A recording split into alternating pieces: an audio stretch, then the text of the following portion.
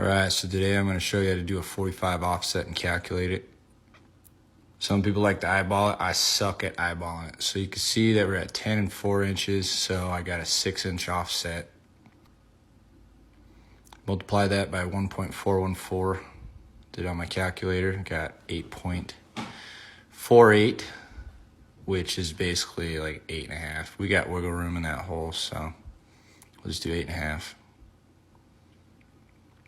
So technically how you find the takeoff, because you got to take the fitting takeoff from that measurement, take the fitting out, and you can see in this video how I find that, even though I fuck it up, because like I said, I suck at eyeballing shit. So I don't quite make it perfect and my measurement was off.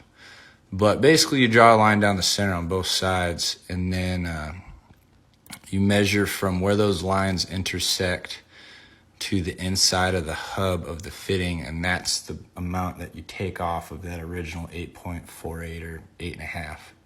So, but as I said, I fucked it up. So I use this app, which is awesome. It's got every takeoff for every fitting for cast and PVC. You can see here that it's 1 3/4 inches is your takeoff for one of the fittings.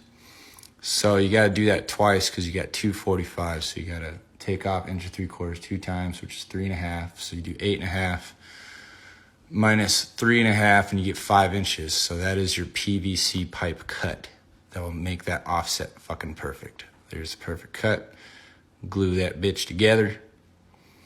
Throw it in, take your measurement, bam, exactly 4 inches across.